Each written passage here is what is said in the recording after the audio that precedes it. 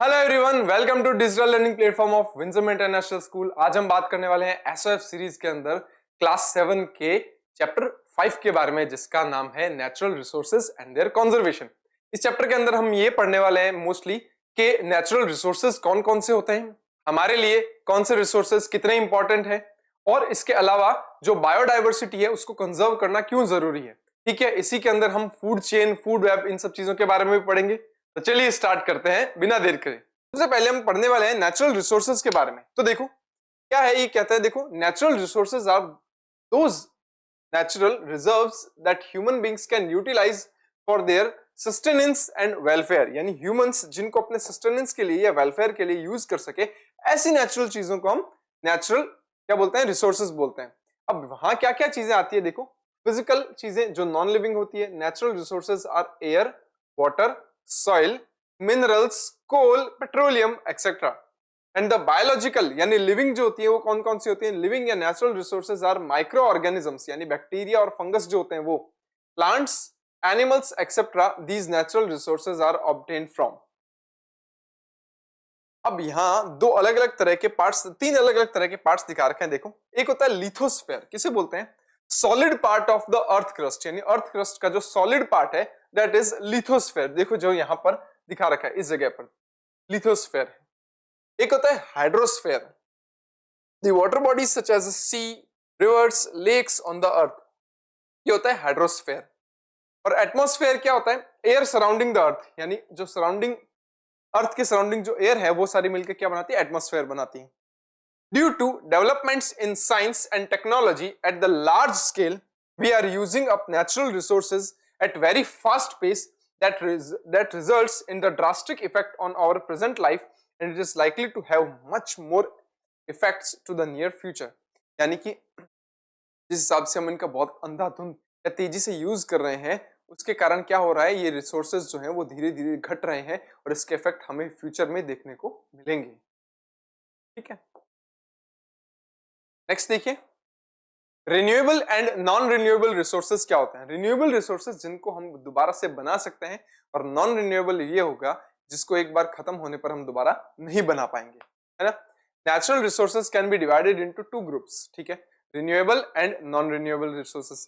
Renewable resources क्या होते हैं, resources that will either never run out और these that are replaced with in a reasonable period of the time through the natural processes are called renewable resources। ठीक है, like sun, air and water are the few renewable resources। okay, most of the renewable resources are the existable when they are used at the faster rate than they are renewed। ठीक है, for example groundwater is a renewable resources, but today we are using it at the faster rate and the rate at which it is renewed। यानी कि जैसे जो water है, ground water है, उसका हम इतनी जल्दी यूज कर रहे हैं कि वो दोबारा से रिन्यू हो उससे पहले ही हम उसको खत्म कर देते हैं। मतलब बहुत जल्दी जल्दी यूज कर रहे हैं और दोबारा बन नहीं पा रहा है वो। ठीक है, few of the renewable resources are inexhaustible that will never run out। ठीक है, for example sunlight is a renewable source that will never run out। the sun is expected to the last for another 5 billion years। सन हमारे लिए तो क्या है, renewable है, क्योंकि वो हमारे लिए कभी खत्म नहीं होगा। सन की जो एज है वो एक्सपेक्ट की गई है अगले 5 बिलियन ईयर्स तक वो कहीं नहीं जाने वाला, तो हमारे लिए तो एक तरीके से रिन्यूएबल है, कभी खत्म नहीं होगा। And the non renewable resources क्या होते हैं, देखो resources that are once used up can not be replaced with in a reasonable period, ठीक है, of time are called non renewable resources. Fossil fuels like a petroleum, natural gases, coal etcetera are the few non renewable resources. क्योंकि इनको बनने में ना लाखों साल लगे हैं, तो अभी इनको दोबारा बनाने के लिए लाखों साल लगाने पड़ेंगे, है ना। तो इसीलिए एक बार ये खत्म हो गए तो दोबारा नहीं बन पाएंगे।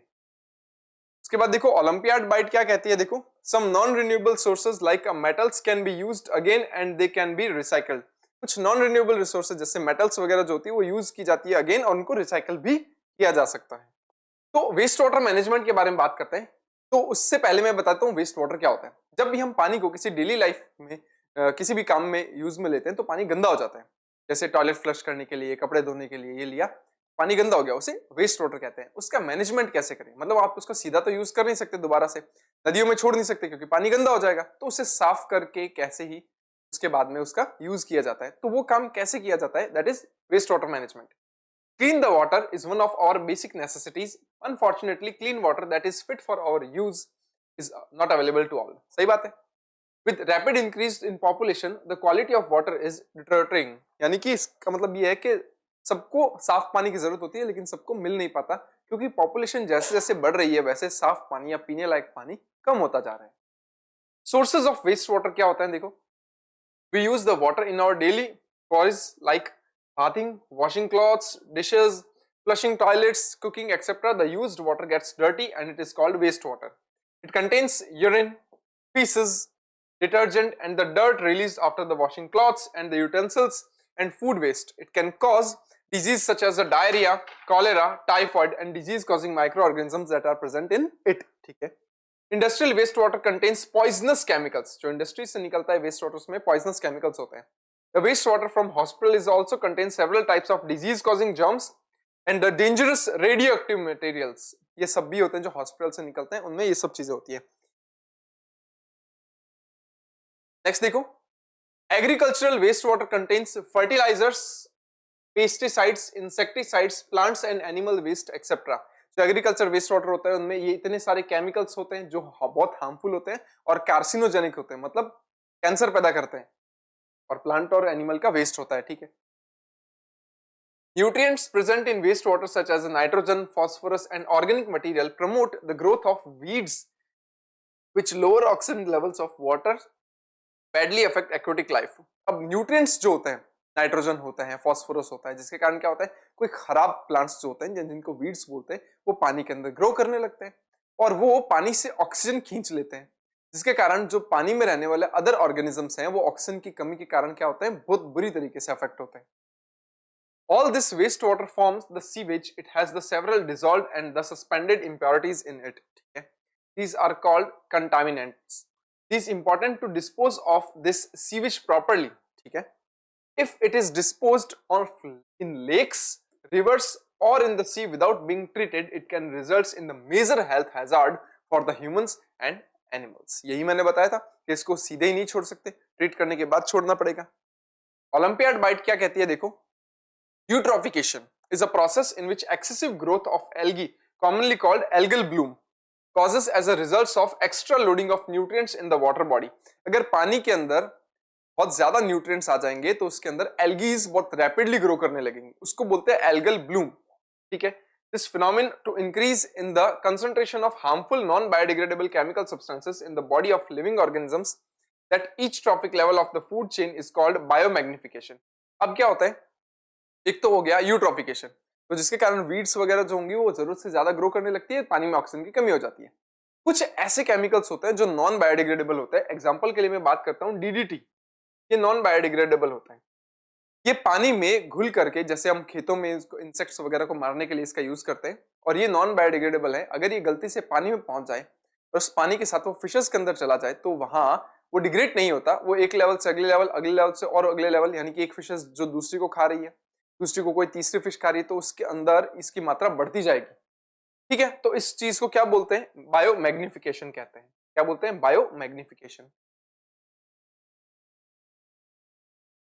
उसके बाद देखो ड्रेनेज सिस्टम क्या होता है. देखो, the system of collection of waste water released by the houses, industries, hospitals, offices and other users are called drainage. ठीक है.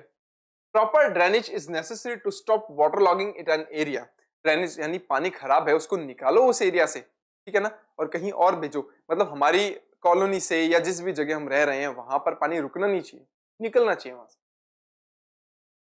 The drainage system in our area is important for the following reasons: to maintain hygienic conditions in an area, okay, to avoid water logging in an area during monsoon के time पर water logging नहीं होनी चाहिए वहां पे, इसके लिए पानी को बाहर निकालने की प्रॉपर व्यवस्था होनी चाहिए. to prevent diseases that may arise due to collection of waste water in open areas. ठीक है.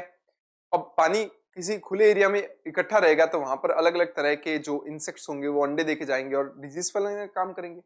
टू प्रिवेंट वाटर पॉल्यूशन से भी बचने के लिए ये जरूरी है. फिर कहते हैं देखो, poor drainage system can lead to the unhygienic conditions for living. ठीक है. In many Indian villages there is a no proper system of drainage. Therefore, the domestic wastewater gets stored in their localities and may spread various waterborne diseases. Sometimes sewage pipes and the drinking water pipes are laid side by side due to leakage of or defect both of the pipes drinking water gets contaminated with the sewage water. यानी कुछ कुछ गांव पर तो ऐसा है कि पानी पीने वाले पानी का पाइप और सीवेज वाला पाइप एक साथ में चल रहा है, गलती से वो पाइप में लीकेज होगी तो पीने वाले पानी के साथ में वो सीवेज वाला पानी मिक्स हो जाएगा। The untreated sewage may cause water pollution, therefore there is an urgent need for the waste water treatment। तो waste water treatment की नीड रहती है अर्जेंटली। तो अब हम बात करते हैं नेक्स्ट टॉपिक की जिसका नाम है सीवेज ट्रीटमेंट। देखो सीवेज क्या होता है, सीवेज का मतलब होता है गंदा पानी, ठीक है ना। जो भी हमारे टॉयलेट से निकलता है, जो भी हमारे घरों से निकलता है, वो जो पानी है वो सीवेज होता है। उस पानी को रिसाइकल करके दोबारा से यूज किया जा सकता है।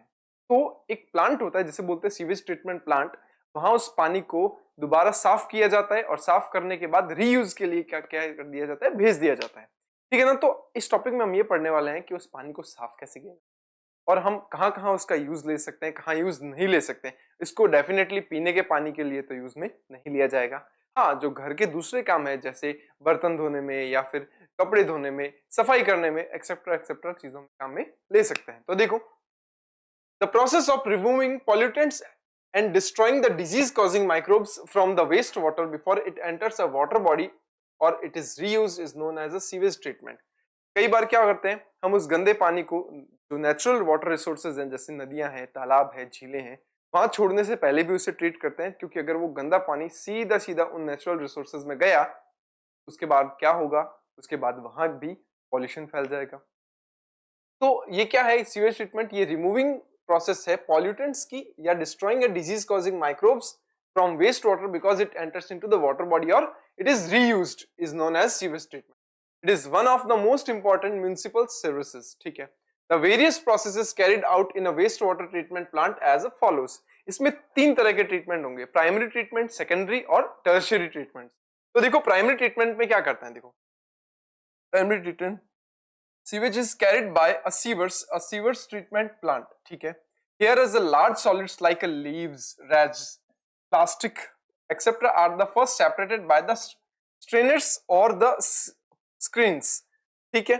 अब यहाँ देखो स्क्रीनिंग हो रही है, स्क्रीनिंग का मतलब क्या होता है, यहाँ पर चीजें जो है वो छान छान करके अलग की जा रही है, ठीक है ना। बड़े बड़े गार्बेजेस होते हैं, पॉलीथीन्स हो गए, मरे हुए जानवर हो गए, उन सबको क्या करते हैं, फिल्ट्रेशन से अलग कर देते हैं, ठीक है। तो ये जो स्ट्रेनर्स नाम आया है ये इसी के लिए आया है कि हम फिल्टर करके उसको अलग कर देते हैं। Then the sewage many pass through the settlement tanks where the most of the suspended solids sink at the bottom। अब क्या होता है, छोटे छोटे जो पत्थर के टुकड़े होते हैं, ये जो हैवी मेटल्स होती है वो यहाँ रह जाती है। तो अब जैसे ये पानी है, पानी के नीचे हैवी होने के कारण ये सब पानी के नीचे बैठ जाते हैं, ये देखो ये पानी के नीचे बैठ जाते हैं, ठीक है। The solid that settle at the bottom of settlement tanks are referred as a primary sludge। Okay, ये जो नीचे बैठे हुए जो पोर्शन है इनको बोलते हैं प्राइमरी स्लज। क्या है प्राइमरी स्लज, और इनका नीचे सेटल डाउन होना इसको बोलते हैं सेडिमेंटेशन। क्या बोलते हैं, सेडिमेंटेशन कहते हैं इसको, ठीक है। The floating materials are removed with the help of skimmer. इसमें जो वाटर है, पीछे हमने पढ़ा, water that emerges from the sedimentation tank is called clarified, ठीक है। The sludge is collected to transfer to separate tanks is called digester where the decomposed or the broken down by anaerobic bacteria which do not require oxygen for their survival। यानी ऐसे bacteria जो होंगे जो कि oxygen जिनको oxygen नहीं चाहिए रहता है, वो बैक्टीरिया यूज करके हम क्या करेंगे, जो नीचे ये जो स्लज है इसको डिकम्पोज करवाएंगे, और जो ऊपर वाला पानी है वो क्लैरिफाइड है एक तरीके से, पूरी तरीके से नहीं लेकिन काफी हद तक क्लैरिफाइड है। Biogas is released during this process which is either used as a fuel and used to produce electricity। यहाँ डाइजेस्टर है, देखो ऊपर से बंद कर रखा है इनको, यहाँ अंदर की तरफ क्या है, वो जो सेडिमेंट किया हुआ जो प्राइमरी स्लज है उसको रखा यहाँ, उसके बाद में क्या किया जाएगा, उसका डिकम्पोजिशन किया जाएगा और बदले में यहाँ देखो बायोगैस बन रही है जिसका as a fire sources use कर सकते हैं, यानी कि हम इसको जलाने के काम आ सकते हैं, जला करके खाना पकाया जा सकता है, लाइटिंग की जा सकती है, ठीक है। नेक्स्ट देखो सेकेंडरी ट्रीटमेंट क्या होता है। The next step involves the breaking down of organic matter by the action of bacteria. अब क्या होगा, वो पानी दिखने में तो साफ है लेकिन उसके अंदर कई सारे ऑर्गेनिक मैटर हैं, उस ऑर्गेनिक मैटर को तोड़ना जरूरी है, ठीक है। ऑर्गेनिक मैटर क्या होता है, हमारा जो स्टूल होता है उसका जो पार्ट है वो ऑर्गेनिक मैटर होता है, ठीक है। This can be done in open tanks is called aeration tank, और ये काम होता है बड़े टैंक्स में और खुले टैंकों में। पीछे वाला टैंक बंद था, ये खुले टैंकों में काम हो क्योंकि यहाँ एयर चाहिए रहती है। एरोबिक बैक्टीरिया और bacteria that need oxygen act to the sewage in this tanks. यहाँ हमें एरोबिक बैक्टीरिया चाहिए जो ऑक्सीजन यूज करेंगे इस चीज को तोड़ने के लिए।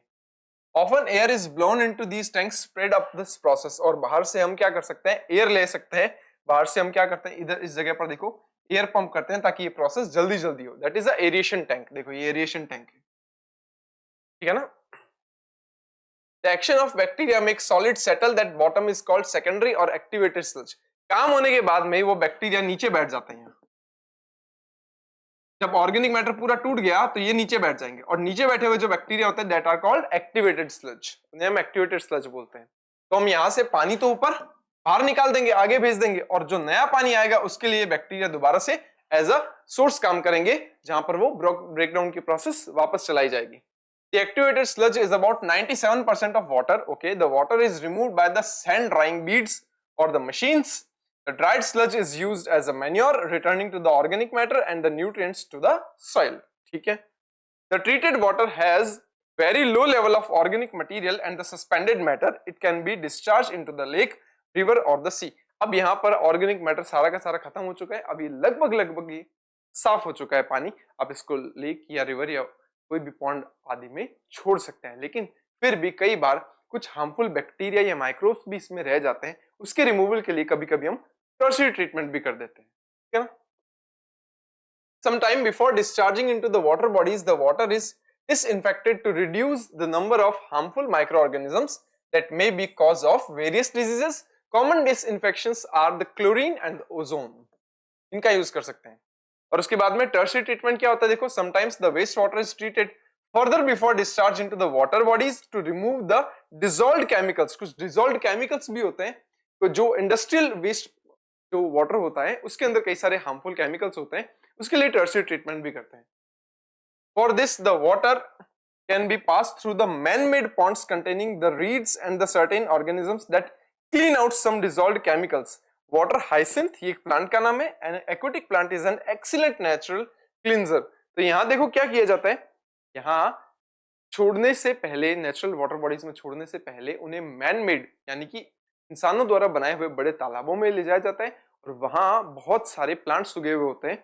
जैसे वाटर हाइसिंथ है, वो क्या करता है, हार्मफुल केमिकल्स को क्या कर लेते हैं, एब्जॉर्ब कर लेते हैं, तो नेचुरल वाटर क्लींजर की तरह काम करते हैं, ठीक है ना। तो यहाँ टर्शियरी ट्रीटमेंट के बाद में पानी पूरी तरीके से साफ हो सकता है, और इस कारण से आप कहाँ छोड़ सकते हो, उनको नेचुरल वाटर बॉडीज में छोड़ सकते हैं। That is a sewage treatment, ठीक है। यहाँ देखिए, यहाँ शुरू में क्या दे रखा है, प्राइमरी, प्री प्राइमरी, फिर प्राइमरी, फिर सेकेंडरी एंड देन टर्शियरी। देखो सबसे पहले स्क्रीनिंग हुई, इसका मतलब क्या हुआ, यहाँ पर छानने वाली प्रोसेस हुई, फिर हुआ सेडिमेंटेशन, मतलब जो ग्रिट है वो नीचे की तरफ छान दी गई।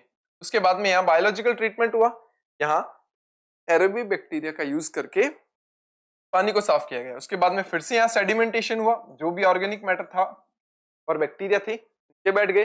फिर उसके बाद में पानी जो है उसको ले जाया गया आगे की तरफ, कहाँ, जहां पर एनारोबिक बैक्टीरिया ने क्या किया, हार्मफुल जो ऑर्गेनिजम्स होते हैं उनको मार दिया, या फिर कुछ केमिकल्स जो है उनको एब्जॉर्ब करने के लिए हमने क्या किया, यूज किया कुछ प्लांट्स को। उसके बाद में जब वाटर पूरी तरीके से प्योरीफाइड हो गया तो उसको नेचुरल वाटर छोड़ दिया, ठीक है।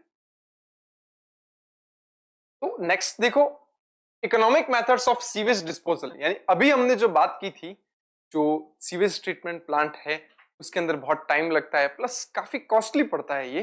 तो अभी क्या है, कुछ चीजें ऐसी आई है जिनमें लो कॉस्ट रहती है और इससे भी प्रॉपर डिस्पोजल हो सकता है वेस्ट का। तो क्या होता है, economic methods of sewage disposal. तो क्या क्या है देखो, constructing a sewage system is an expensive process, ठीक है। Economical alternative for the sewage disposal is known as a on-site sewage disposal system. These examples are the septic tanks, ठीक है, composting toilets, etc. तो septic tanks और composting toilets क्या होते हैं उनके बारे में देखते हैं। In a septic tank, the sewage is allowed to flow, ठीक है, septic tank में sewage को allow किया जाता है flow करने के लिए, which is acted upon by anaerobic bacteria to decompose the waste. उसके बाद में सेप्टिक टैंक में कुछ एनएरोबिक बैक्टीरिया रखे जाते हैं जो कि उस वेस्ट मटेरियल को डिकम्पोज करके खत्म कर देते हैं। उसके बाद यही कंपोस्टिंग टॉयलेट्स में क्या होता है, composting toilet is a dry toilet, ठीक है। कंपोस्टिंग टॉयलेट क्या होता है, ड्राई टॉयलेट होता है that use a predominantly aerobic processing system that treats excreta. यहाँ पर एरोबिक सिस्टम के थ्रू क्या किया जाता है, ट्रीट किया जाता है किसको, एक्सक्रीटा को, typically with in no water और स्मॉल वॉल्यूम्स। यहाँ पर या तो पानी बिल्कुल भी यूज नहीं कर सकते, ठीक है, और या फिर थोड़ा बहुत यूज कर सकते हैं to flush water via composting and managed anaerobic decomposition, sorry managed aerobic decomposition. यहाँ पर एरोबिक डिकम्पोजिशन किया जाता है, बैक्टीरिया, एरोबिक बैक्टीरिया होते हैं। ऐसे टॉयलेट्स जो होते हैं ना उनको इकोसेन टॉयलेट्स भी बोलते हैं। हमारे साउथ इंडिया के और श्रीलंका के कई जगहों पर ये ऐसे कंपोस्टिंग टॉयलेट्स जो हैं वो यूज किए जाने लगे हैं, ठीक है। नेक्स्ट बात करते हैं ओलंपियाड बाइट्स की। क्या कहता है ओलंपियाड बाइट, देखो, vermi composting toilets is a toilet in which human excreta is treated by earthworms, ठीक है। यानी वर्मी कंपोस्टिंग टॉयलेट्स वो होते हैं जिनमें ह्यूमन का एक्सक्रीटा को डिकम्पोज करने के लिए हम अर्थवर्म्स का यूज करते हैं। It is a low water use toilet for safe processing of human waste without the order, यानी कोई स्मेल नहीं आती, ठीक है, और ये सेफ है, सेफ प्रोसेसिंग है जिसमें ह्यूमन का जो वेस्ट है वो खत्म कर दिया जाएगा, उसको डिकम्पोज किया जाएगा और उससे कन्वर्ट किया जाएगा, क्या, वर्मी कंपोस्ट बनाई जाएगी। The human excreta is completely converted into the vermi compost which is needed for the fertility of the soil, ठीक है। उसके बाद सैनिटेशन क्या होता है, देखो, सैनिटेशन इंपॉर्टेंट है ये। Water supply, sanitation and health are closely related, सही बात है, वाटर सप्लाई, सैनिटेशन और द हेल्थ जो है वो तीनों क्लोजली रिलेटेड है। Poor sanitation and the drinking contaminated water is the cause of large number of diseases. अगर गंदा और कंटामिनेटेड वाटर पिएंगे तो उसके अंदर छोटे छोटे माइक्रोब्स होने के कारण डिजीज होने की संभावना रहेगी। We can adopt the following measures to control the sewage, ठीक है। हम कुछ ऐसे मेथड्स यूज कर सकते हैं जिसके कारण सीवेज जो है वो हमारा प्रॉपर डिस्पोजल हो जाए और चीजें खराब भी ना हो। तो क्या हो सकता है, देखो, never throw the plastic containers of medicines, vegetables, oils, paints, beauty products etcetera into the drain. Drain के अंदर ये सब प्लास्टिक की चीजें ना डालें। They kill microbes that clean the water, और वो क्या करते हैं, उस ड्रेनिंग सिस्टम के अंदर जो माइक्रोब्स होते हैं उसको खत्म कर देते हैं, जिसके कारण क्या हो सकता है, आगे वो चोक हो सकता है और वो सिस्टम खराब हो सकता है। And they cannot removed by the wastewater treatment plants, ठीक है, dispose them properly। तो जो चीजें कचरे वाली होती है, प्लास्टिक वगैरह जो होते हैं, ये सब वहां ड्रेनिंग सिस्टम के अंदर कचरे में नहीं डालने चाहिए और उसके लिए अलग से मैनेजमेंट होना चाहिए, ठीक है, जिसके कारण उसको प्रॉपरली मैनेज किया जाए या डिस्पोज किया जाए, ठीक है। चलते हैं आगे। Dispose of excess oil, meat, fish और butter in the garbage can, ठीक है, तो डिस्पोज करना चाहिए excess oil, meat, fish, butter को गार्बेज कैन के अंदर। These materials can block sewage pipes and can cause sewage to the overflow in your area, ठीक है। उसके बाद वो सीवेज पाइप्स के अंदर अटक जाएंगे, उसके बाद ओवरफ्लो हो जाएगा सीवेज और गंदा पानी जो है वो सड़कों के ऊपर फैल सकता है। Use tea leaves, solid food remains, soft toys, cotton, sanitary towels, etc. should also be thrown in the dustbin. These waste choke the drains. They do not allow the free flow of oxygen. ठीक है, this hampers the degradation process. Get the leaked sewage pipes repaired to the stop contamination. और leakage जो है pipes के अंदर उसको stop करो, क्योंकि कई जगहों पर जो सीवेज का जो पाइप होता है वो पीने वाले पाइप के साथ में चला हुआ होता है, और अगर दोनों टूट गए, लीक हो गए, तो गंदा पानी पीने वाली पानी के साथ में मिक्स हो सकता है, ठीक है। तो यहां तक था हमारा वेस्ट डिस्पोजल वाला टॉपिक। अब हम बात करते हैं सेल्फ टेस्ट 1 की। सेल्फ टेस्ट 1 क्या कहता है, देखो, विच of the following is a non renewable source, यानी कि इनमें से कौन सा नॉन रिन्यूएबल सोर्स है, यानी जिसको दोबारा नहीं बनाया जा सकता। कोल, ग्राउंड वाटर, फॉरेस्ट या ऑक्सीजन। ये देखो, ये तीनों तो दोबारा से बनाए जा सकते हैं, लेकिन कोल को नहीं बनाया जा सकता, तो आंसर क्या हो जाएगा, फर्स्ट हो जाएगा। सेकेंड देखिए, which of these disease is not caused by the improper disposal of sewage. Improper disposal of sewage यानी कि सीवेज का सही तरीके से डिस्पोजल नहीं हो रहा है, ठीक है। फिर इनमें से कौन सी बीमारी है जो उससे नहीं होगी। कॉलेरा हो सकती है, हार्ट अटैक, हार्ट अटैक का सीवेज ट्रीटमेंट से कोई खास लेना देना है नहीं, वो तो हाई ब्लड प्रेशर से लेना देना होता है उसका। डायरिया और टाइफाइड ये दोनों तो है, तो हार्ट अटैक जो है वो इससे रिलेटेड नहीं है, ठीक है। Answer B, which among the following is used for the disinfection of the water। इनमें से वाटर के डिसइंफेक्शन के लिए कौन सी चीज यूज की जाती है, स्क्रैपर, कार्बन डाइऑक्साइड, क्लोरीन और एनारोबिक बैक्टीरिया। तो आपको पता है क्लोरीन नाम की जो दवाई है, क्लोरीन दवाई होती है, ठीक है ना, वो डाली जाती है, उसमें क्लोरीन ही होता है वैसे तो, जो डिसइंफेक्शन के लिए डाली जाती है। इसके बाद नेक्स्ट देखिए, which of the following is a step of waste water treatment. इनमें से वेस्ट वाटर ट्रीटमेंट के स्टेप क्या क्या है? क्लोरीनेशन, मतलब क्लोरीन से ट्रीट करना पानी को, सही बात है। एरिएशन हो सकता है, सेडिमेंटेशन ये भी हो सकता है, तो मेरे ख्याल से तो ऑल ऑफ दीज होना चाहिए इसका आंसर, है ना। उसके बाद क्वेश्चन 5 देखिए, which of the following is an wrong practice for the disposal of sewage. इनमें से क्या सीवेज डिस्पोजल जो है उसका रॉन्ग प्रैक्टिस यानी गलत तरीका है वो? Allowing sewage to flow into the biogas plant, यानी बायोगैस प्लांट में सीवेज को ट्रीट करना, ये तो सही है। Allowing untreated sewage to flow into the rivers, यानी कि अनट्रीटेड सीवेज वाटर को अलाउ कर देना रिवर्स में डालने के लिए, नहीं ये तो गलत चीज है। Allowing sewage to flow into the septic tanks, बिल्कुल ठीक है। यूजिंग वर्मी कंपोस्ट टॉयलेट, ये भी बिल्कुल ठीक है, लेकिन ऑप्शन सेकंड जो है ये कह रहा है बिना ट्रीट किए हुए पानी को हम नदियों में छोड़ सकते हैं, ये गलत बात है भैया। तो ये ऑप्शन नंबर सेकंड जो है वो इसका आंसर करेक्ट हो जाएगा, ठीक है। अब देखो हम नेचुरल रिसोर्सेज के अंदर दूसरी बात करते हैं, फॉरेस्ट के बारे में। क्या? Forest. Forest is a natural resource, ठीक है। It can be defined as a large land area densely covered with the various type of trees, यानी एक बहुत बड़ा एरिया है जो अलग अलग तरह के ट्रीज के साथ में कवर्ड रहता है। हर्ब्स, श्रब्स ये भी यहाँ पर मिलते हैं, क्रीपर्स भी मिलते हैं यहाँ पे, क्रीपर्स मतलब बेलें होती है, etc. types of vegetation found in the different forest vary depending upon the climatic conditions in the region, यानी अलग अलग तरह के जो जंगल होते हैं उनके अंदर जो प्लांट्स होते हैं वो अलग अलग तरह के होते हैं और वो वहां की क्लाइमेटिक कंडीशन पर डिपेंड करते हैं। इंपॉर्टेंस क्या है फॉरेस्ट की? देखिए, forest purify the air by the absorbing CO2 and releasing O2, वो CO2 एब्जॉर्ब करते हैं, O2 रिलीज करते हैं, प्योरीफाई करते हैं एयर को। Thus they maintain the balance between O2 and CO2 in the atmosphere, ठीक है। Forest absorb thousands of tons of dust and other pollutants, forest thousands of ton dust और pollutants को भी absorb कर लेते हैं। They also absorb noise and protect from the noise pollution, आपको पता है noise जो होती है ना उसे भी absorb करते हैं और noise pollution से बचाते हैं। इसीलिए आपको पता है जो बड़े बड़े हाईवेज होते हैं ना उनके दोनों तरफ लगाए जाते हैं बड़े बड़े पेड़, ताकि उन हाईवेज की जो आवाजें हैं, तेज आवाजें हैं, वो आसपास के घरों तक ना पहुंचे, है ना।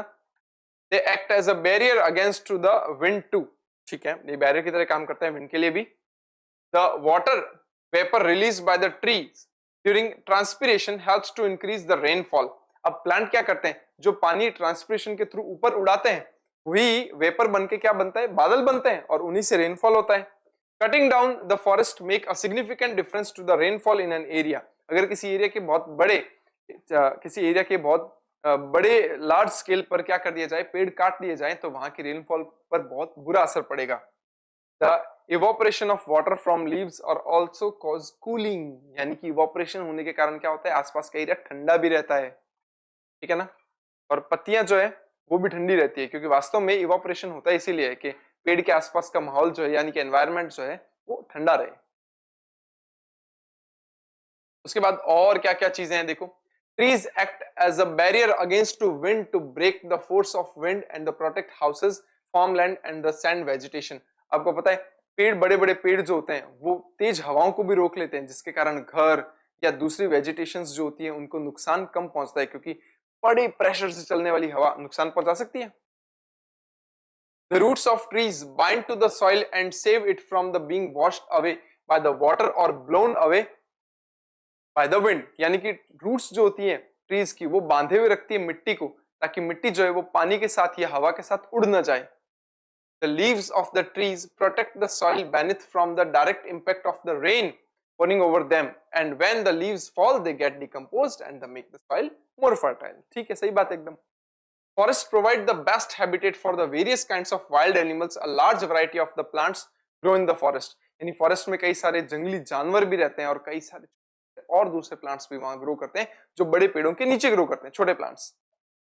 All animals depend directly or indirectly on plants on their food, सही बात है, जितने भी एनिमल्स होते हैं वो या तो डायरेक्टली या इनडायरेक्टली प्लांट्स पर ही डिपेंड रहते हैं अपने फूड के लिए। Animals also depend on the plants for the shelter and the safety, ठीक है। Most birds make their nest on branches of trees, ठीक है। Monkeys, apps and the bats live on the trees, ये भी ठीक है। Many people belonging to the different tribes also live in forest, यानी कई सारी तरह की जो ट्राइब्स होती हैं यानी जो जनजातियां कहते हैं हिंदी में, वो ट्राइब्स जंगलों में ही रहती है और वहीं से अपनी जितनी भी जरूरत का सामान होते हैं, जैसे फूड हुआ, घर बनाने का कंस्ट्रक्शन मटेरियल हुआ, वो सारा वहीं से यूज करते हैं। वो they depend mostly on the forest for their livelihood.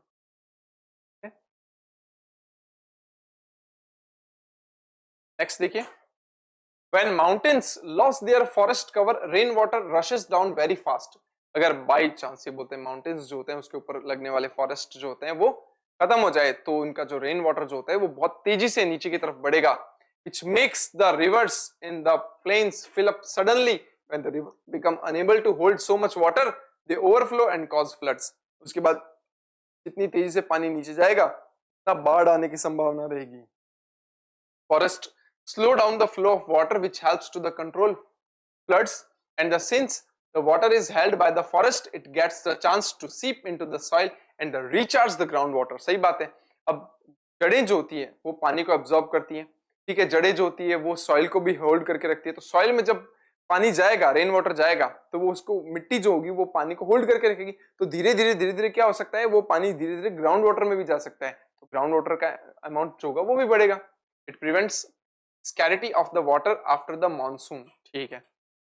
Forest yield many valuable products such as a timber, wood pulp for the making paper। ठीक है।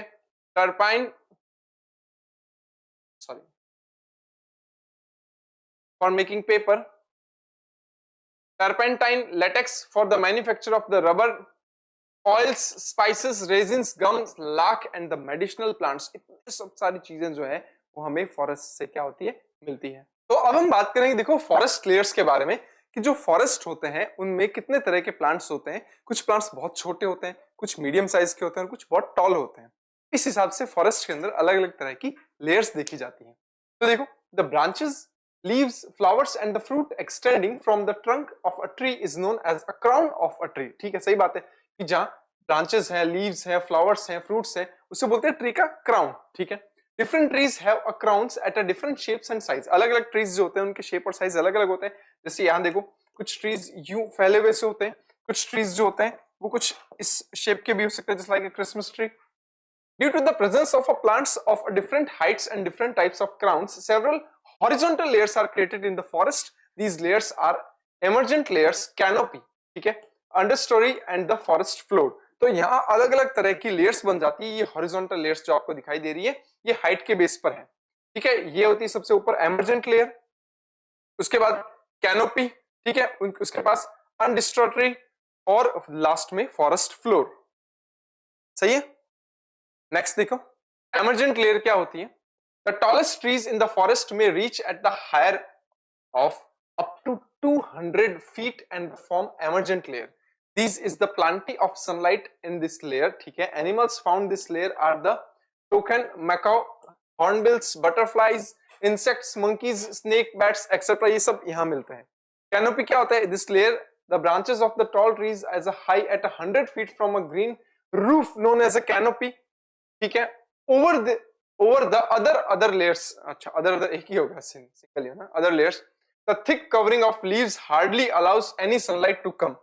इनकी लीव्स जो होती है बहुत बड़ी बड़ी होती हैं और सनलाइट इतना ज्यादा नहीं आ पाती, नीचे जमीन तक नहीं पहुंच पाती। ठीक है ना।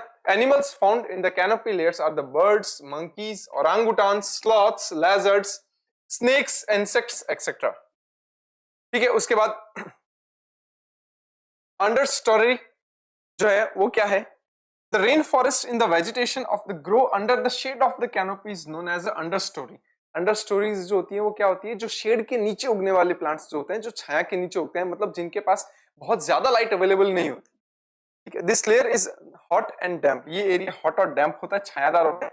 Very little sunshine reaches in this layer, so the plants have the grow larger leaves to absorb maximum sunlight. तो ऐसे प्लांट्स जो होते हैं इनमें बड़ी बड़ी होती है ताकि छोटी सी सनलाइट जो है उनको भी वो क्या कर सके, एब्सॉर्ब कर सके।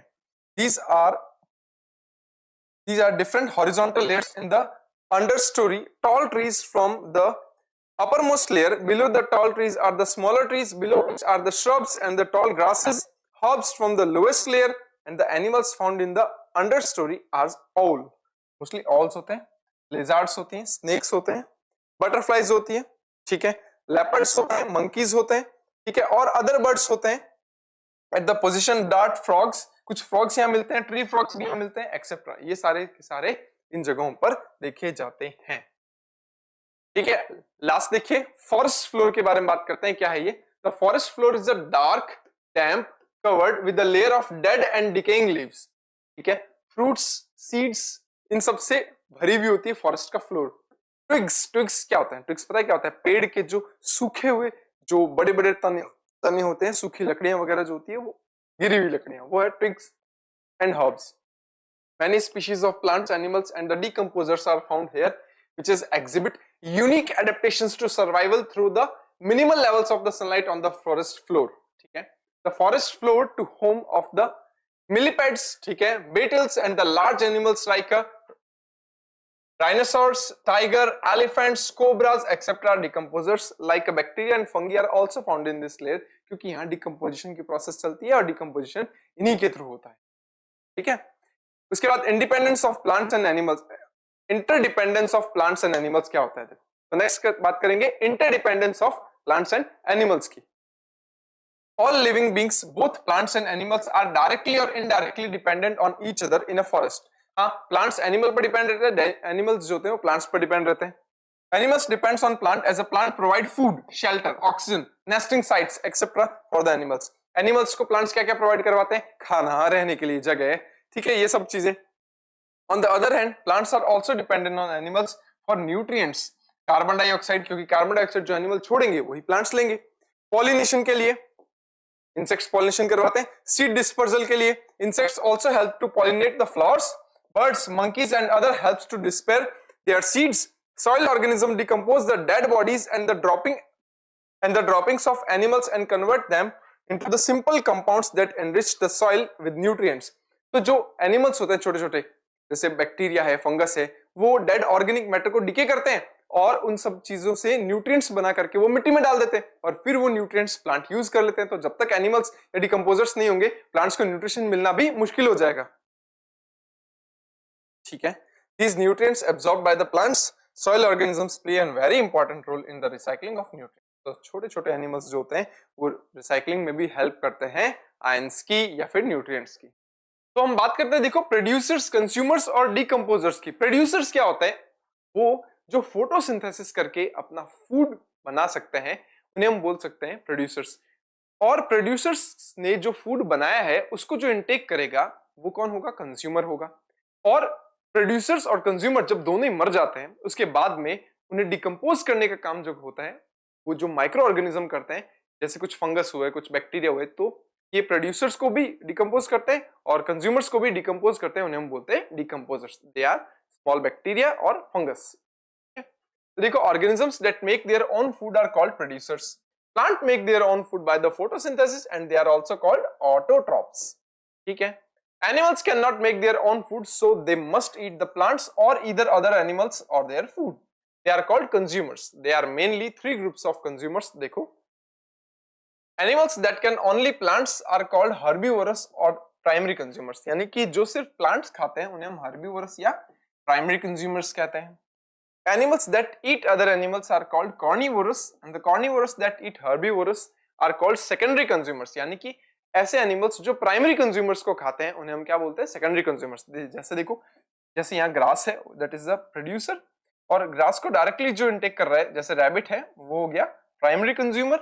प्राइमरी कंज्यूमर को जो खा रही है वो हो गया सेकेंडरी कंज्यूमर, और सेकेंडरी कंज्यूमर को जो खा रहा है दैट इज द टर्शियरी और द टॉप कंज्यूमर, ठीक है ना। Carnivores that eat other carnivores are called tertiary consumers. यानी ऐसा कार्निवोरस जो किसी दूसरे कार्निवोरस को खाता है, इसे हम टर्शियरी कंज्यूमर कहते हैं। तो अब देखो, फूड चेन के बारे में बात करते हैं। फूड चेन क्या होती है? देखो, food chain shows the type of food eaten by an organism and the interrelationship between the dependent plants and animals for food and the certain habitat in a sequence that shows is out who eats whom। मतलब अगर किसी भी area के अंदर कोई एक animal किसी plant को खा रहा है और उस एनिमल को कोई दूसरा एनिमल खा रहा है, तो आपको उनकी इंटरडिपेंडेंसी के कारण एक चेन देखने को मिलेगी जिसे हम कहते हैं फूड चेन। इससे जनरली ये पता चलता है कि कौन किसको खा रहा है, ठीक है ना। A food chain consists of producers, consumers and the decomposers. The position that organism occupies at the food chain is called trophic level. तो जो जिस पोजीशन पर आ रहा है उसे हम बोलेंगे ट्रॉफिक लेवल, ठीक है। प्रोड्यूसर्स और ऑटोट्रॉफ्स और green plants constitute the first trophic level of a food chain. हमेशा जो स्टार्ट होती है फूड चेन वो हमेशा प्लांट से स्टार्ट होती है। जैसे फॉर एग्जांपल के लिए मैं बात करता हूँ, एक प्लांट है, उस प्लांट को खाया रैबिट ने और उस रैबिट को खा लिया फॉक्स ने। तो जो प्लांट है वो फर्स्ट पोजीशन पर है, तो उसका फर्स्ट ट्रॉफिक लेवल है। Primary consumers occupy the second trophic level. Example होता है grasshoppers, rabbit, deer, elephant etcetera. जो रैबिट होता है वो प्लांट को खाता है डायरेक्टली और उसका लेवल कौन सा है? Second level. The secondary consumers और कार्निवोरस लाइक अ फॉक्स, ये ना, jackal etcetera constitute the next trophic level as a food chain, ठीक है। The tertiary consumers occupy the next higher trophic level, ठीक है। उसके बाद देखो कि थर्ड नंबर पे कौन आता है? सेकेंडरी कंज्यूमर आता है जो कि फॉक्स है, और फॉक्स से ऊपर अगर कोई आएगा, मान लो लायन मान लिया मैंने, तो वो कौन सी पोजीशन पर आएगा? फोर्थ पोजीशन पर आएगा, फोर्थ ट्रॉफिक लेवल पे हो। तो that is a food chain. देखो क्या कहता है, the animals which come at the end of the food chain are called as a top carnivores और द टॉप कंज्यूमर्स। तो वो एनिमल्स जो कि एकदम टॉप पे रहते हैं फूड चेन में, उनको टॉप कार्निवोरस बोलते हैं, टॉप कंज्यूमर्स बोलते हैं। इनको नेचुरली कोई नहीं खाता और वो नेचुरली डेथ मरते हैं, ठीक है ना। These are animals which are not preyed upon by any other animal. Example है lion, alligator, hawk etcetera. That arrow in food chain indicates energy flow. जो एरो जो होते हैं फूड चेन के अंदर वो एनर्जी फ्लो को दिखाते हैं। The role of the decomposers comes when plants and animals die and they operate to all levels of the food chain. तो अब डिकम्पोजर्स का काम कब होता है? जब कोई भी एनिमल जो है या फिर कोई प्लांट जो है वो मर जाते हैं, उसके बाद वो डिकम्पोजर्स उन्हें डिकम्पोज करने का काम करते हैं। फॉर एग्जांपल के लिए जैसे देखो ग्रासेस थी, ग्रासेस को खाया किसने? ग्रास हॉपर ने, जो कि प्राइमरी कंज्यूमर है। उसके बाद उस ग्रास हॉपर को खाया बर्ड ने, जो कि सेकेंडरी कंज्यूमर है। उसके बाद बर्ड को खाया स्नेक ने, जो कि टर्शियरी कंज्यूमर है। और जो आउल है या फिर हॉक है वो हो जाएगा टॉप कंज्यूमर, ठीक है। अब जब ये मरेगा तो क्या होगा? मशरूम या जो बैक्टीरिया होंगे डिकम्पोज करने वाले उसे डिकम्पोज कर देंगे, ठीक है। तो चलिए आगे चलते हैं। नेक्स्ट हम बात करेंगे फूड वेब के बारे में। क्या एक बात बताओ मेरे को, क्या आपको लगता है कि एक सिंगल फूड चेन नेचर में कभी एग्जिस्ट कर सकती है? कभी नहीं करेगी। हमेशा बहुत सारी फूड चेन एक दूसरे के साथ में इंटरकनेक्टेड रहेंगी, क्योंकि जरूरी नहीं है कि हमेशा और हमेशा बर्ड जो है वो किसी ग्रास हॉपर को ही खाए या फिर जो आउल है वो हमेशा स्नेक को ही खाए। उनके पास बहुत सारे ऑप्शंस हैं। जब बहुत सारे ऑप्शंस होंगे तो वो इंटरकनेक्टेड फूड चेन जो होती है उसका एक कॉम्प्लेक्स फॉर्म जो है उसे फूड वेब कहते हैं, ठीक है ना। In nature, most animals and plants are of the forest are part of more than one food chain and eat more than one of the food in order to meet their food and energy requirements। यानी कि कोई भी एक animal सिर्फ किसी दूसरे animal को, particular animal को नहीं खाता, उसके बाद बहुत सारे ऑप्शंस होते हैं, ठीक है। This interconnected food chains form a food web. A food web shows the movement of food through the habitat, ठीक है। It can also be used to help the predict what might happen if one of the links of the food web is absent। तो देखो यहां दिखा रखा है कि जब कोई भी एक एनिमल है वो किसी प्लांट को खा रहा है तो उस एनिमल को और कौन कौन खा सकता है। जैसे सबसे पहला एग्जांपल दे रखा है कि ग्रास को खाया रैबिट ने, रैबिट को डायरेक्टली फॉक्स भी खा सकती है, उसको ईगल या हॉक भी खा सकता है, ठीक है ना। वैसे ही माउस है, माउस को खा सकता है फॉक्स भी, उसको खा सकता है आउल भी, ठीक है ना। और जो माउस है उसको डायरेक्टली हॉक भी खा सकता है। तो बहुत सारी फूड चेन हमें इंटरकनेक्टेड फॉर्म में दिखाई दे रही है। तो इस कारण से क्या हो सकता है, ये फूड वेब बन सकता है, ठीक है। नेचर में फूड चेन्स सिंगल एग्जिस्ट नहीं करती, इंटरकनेक्टेड फॉर्म में फूड वेब एग्जिस्ट करते हैं, ठीक है ना। तो उसके बाद आगे बात करते हैं बैलेंस इन नेचर। नेचर के बैलेंसिंग के लिए क्या जरूरी है? The interdependence of plants and animals in a food chain helps to maintain the balance in nature, ठीक है। जब प्लांट्स और एनिमल्स एक दूसरे पर डिपेंड रहते हैं तो नेचर में बैलेंस बना रहता है। If all peacocks are removed from the earth and snake population will increase. सही बात है, अगर हम नेचर से जितने भी हॉक्स हैं या फिर पिकॉक है वो हटा देंगे तो स्नेक की जो पॉपुलेशन है वो जरूरत से ज्यादा बढ़ जाएगी। More snakes will eat more frogs. अब ज्यादा स्नेक होंगे तो वो फ्रॉग्स को भी ज्यादा खाएंगे and the population of frogs will decrease. तो किसी किसी की पॉपुलेशन बढ़ रही है, किसी की पॉपुलेशन एकदम डिक्रीज हो रही है, तो ऐसे नेचर में इम्बैलेंस आ जाएगा, ठीक है ना। इसीलिए एनिमल्स और प्लांट्स दोनों का एक साथ में रह करके काम करना बहुत जरूरी है, ठीक है ना। This will cause an increase in the grass hopper population. अब ये भी होगा कि अगर ग्रास हॉपर जो है उसको फ्रॉग खा रहा था तो फ्रॉग की पॉपुलेशन डिक्रीज होगी तो ग्रास हॉपर की पॉपुलेशन बढ़ जाएगी। ये नेचर में इम्बैलेंस से बचने के लिए सारी की सारी स्पीशीज जो है वो इक्वली इंपॉर्टेंट होती है, ठीक है। नेक्स्ट देखिए, they will eat more plants including crops and they will be as a food shortage। सही बात है, ग्रास हॉपर जो होंगे वो फूड को खा करके क्रॉप्स को खा करके खत्म करेंगे तो उससे फूड शॉर्टेज हो जाएगा। Even humans will affected by this। nature maintains the population of each species of animals in sufficient numbers to maintain the balance, ठीक है। उसके बाद हम बात करते हैं ओलंपियाड बाइट के बारे में।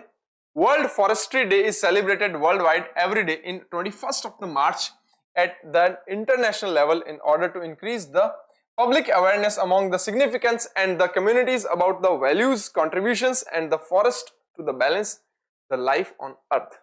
यानी कि नेचर में जो अवेयरनेस है, हमें किसकी अवेयरनेस है कि नेचर को बचाना चाहिए, पॉपुलेशन बचानी चाहिए, तो उसके लिए 21 मार्च को इंटरनेशनल लेवल पर वर्ल्ड फॉरेस्ट्री डे मनाया जाता है, ठीक है।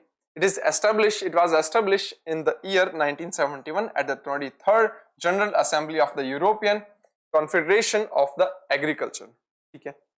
वन महोत्सव is an annual tree planting festival celebrated in India। ये तो इंटरनेशनल लेवल का है, ये इंडियन लेवल पे है। In the month of July, it was started by the Dr. K.M. Munshi in 1950। It is usually celebrated in the first week of the July। Next देखो, deforestation क्या होता है। Deforestation of forest or large scale cutting on tree on land where trees are never replanted is called deforestation. यानी कि वो जगह जहां से बहुत सारे पेड़ काट दिए गए हैं और नए पेड़ लगाए नहीं गए हैं, इस प्रोसेस को डिफॉरेस्टेशन कहते हैं, ठीक है। कॉजेज ऑफ डिफॉरेस्टेशन क्या होता है, यानी उसके कारण क्या है। देखो, the part of few decades a huge forest cover has been destroyed due to the various human activities and the natural causes. कई बार नेचुरल कॉज के कारण और ह्यूमन एक्टिविटी के कारण, क्योंकि ह्यूमंस को पेड़ की जरूरत रहती है, ठीक है, कंस्ट्रक्शन मटेरियल्स के लिए, इसके अलावा कागज बनाने के लिए, तो हमने बहुत बड़े लेवल पर जो पेड़ हैं वो काट दिए हैं। Human clear forest due to the following reasons. किस कारण से वो पेड़ काटते हैं, देखो, टू इंक्रीज फूड प्रोडक्शन, ठीक है, टू क्रिएट मोर हाउसेस। इसके बाद तीसरा है increase industrial development, increased wood requirement for the paper and the various other industries, ठीक है। overgrazing of animals, यानी कि अगर जरूरत से ज्यादा एनिमल्स ओवरग्रेज कर जाते हैं तो वहां पे प्लांट्स भी खत्म हो जाते हैं। A part of human activities, huge forest areas are destroyed due to some natural causes like a forest fire, यानी जंगल की आग के कारण भी कई बार जंगल खत्म हो जाते हैं। It can be caused due to lightning during the storm, due to friction between the dry streams and the dry branches, trees, etc। तो कभी कभी सूखी झाड़ियां जो होती है, जब वो हवा के कारण आपस में रगड़ खाती है, तो उस कारण से वहां पर क्या होता है, चिंगारी लग सकती है, और क्योंकि वो ड्राई है तो वो बहुत जल्दी आग पकड़ते हैं, क्या। उसके बाद देखो कॉन्सिक्वेंसेज ऑफ द डिफॉरेस्टेशन क्या है। देखो, shrinking forest lead to the flood and droughts, ठीक है। Decrease in rainfall increase the temperature of the soil erosion. धीरे धीरे क्या होगा, पानी की कमी होगी। पानी की कमी होगी तो क्या होगा, सूखा पड़ेगा। कई बार कुछ जगहों पर ऐसे होता है कि पेड़ नहीं है तो वहां पर पानी इतना स्पीडली आता है कि फ्लड आ जाता है, ठीक है। Decrease rainfall increase the temperature, temperature बढ़ेगा। उसके बाद सॉइल एरोजन भी बढ़ेगा। Increase in the level of carbon dioxide, dust and other pollutants in the air are some other impacts of the deforestation. When we destroy the forest we deprive animals and of food and the shelter. जब हम पेड़ खत्म करते हैं तो हम animals से उनका घर छीन लेते हैं, उनका खाना छीन लेते हैं, ठीक है। And shelter, deprived of their natural food, they often enter villages, neighbouring forest, kill from animals and even attack to the people. फिर उसके बाद क्या होगा, धीरे धीरे वो एनिमल्स जो होते हैं अपने शेल्टर खत्म होने के कारण पास के विलेज में, ठीक है ना, एंटर करते हैं और दूसरे एनिमल्स पर, इवन इंसानों तक पर हमला कर देते हैं। This destruction of forest also leads to the loss of plants and animals. Sometimes it can even cause extinction of few species also. Yeah. उसके बाद देखो conservation of forest, हम कैसे बचाएं उनको। Some of the methods to conserve forest are plant harvesting, ठीक है, an efficient way to get wood from the forest. For our requirements, it is cut only the sum of the trees in an area. The uncut trees prevents erosion. सही बात है। Fruits of these trees produce seeds and then new trees can grow. This is way to the forest cover will be. ठीक है, चलिए उसके बाद बात करते हैं और क्या है एफॉरेस्टेशन क्या होता है. It is the process of establishing a forest on a land that not a forest by the planting trees on और देयर सीड्स. यानी कि उस जगह जहां पर प्लांट नहीं थे उन जगहों पर हम सीड सॉ करके वहां पर प्लांट उगाने की प्रोसेस जो है उसको एफॉरेस्टेशन बोलते हैं. Some governments and non governmental organisations are actively involved in afforestation to restore forest and the assist to the prevention of the biodiversity. तो जैसे जैसे वहां पर प्लांट ग्रो करेंगे, बड़े बड़े ट्रीज ग्रो करेंगे, बायोडाइवर्सिटी वहां पर दोबारा आ जाएंगे. मतलब तरह तरह के प्लांट्स, दूसरे तरह के एनिमल्स, वो सब वहां पर रहने लगेंगे. उसके बाद बात करते हैं use of recycled items. When the people are recycled items to make a conscious effort not to waste, it is demand for new raw materials to replace these items to decrease. ठीक है, यानी कि जैसे जैसे अगर हम चीजें recycle करके यूज करने लगेंगे तो जो नया रॉ मटेरियल है उसकी जरूरत वैसे भी कम हो जाएगी. अब भी हम कह सकते हैं कि हम नेचर पर ज्यादा प्रेशर नहीं डाल रहे हैं. उसके बाद this reduce the pressure on the forest. ठीक है, उस फॉरेस्ट पे प्रेशर नहीं पड़ेगा. हम बात करते हैं अब सेल्फ टेस्ट 2 की. तो क्वेश्चंस देखते हैं हम. देखो, if the forest are destroyed, ठीक है, और फॉरेस्ट डिस्ट्रॉय होंगे तो क्या होगा? Only human beings affected, only animals affected, only plants are affected and all organism are affected. तो हमें पता है सब अफेक्ट होंगे, तो ऑप्शन नंबर डी करेक्ट है ना. नेक्स्ट देखिए, which of the following is not way to conserve forest. इनमें से कौन सा तरीका ऐसा है जो फॉरेस्ट को कंजर्व करने का नहीं है?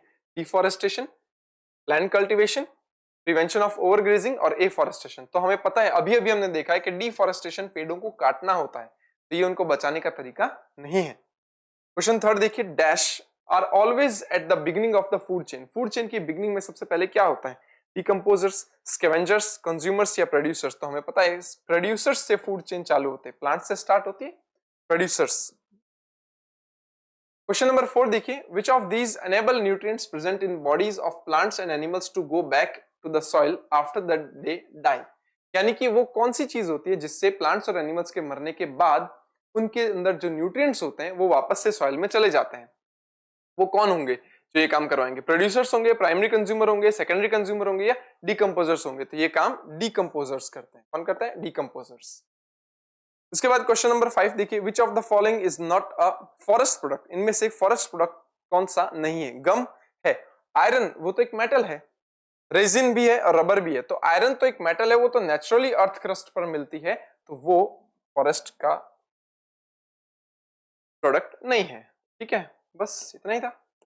चलो ठीक है, यहाँ हमने चैप्टर का एक अच्छा खासा पोर्शन जो है वो कंप्लीट किया है. नेक्स्ट पोर्शन जो होगा उसके अंदर मैं इसकी एक्सरसाइज के बारे में बात करूंगा. इससे रिलेटेड अगर आपको कोई भी डाउट है तो आप नीचे कमेंट सेक्शन में लिख सकते हैं, मैं उसका जवाब जल्द से जल्द दूंगा. ठीक है ना, जल्दी मिलेंगे नेक्स्ट सेशन में. तब तक के लिए keep learning and keep growing with Winjam International School. Thank you.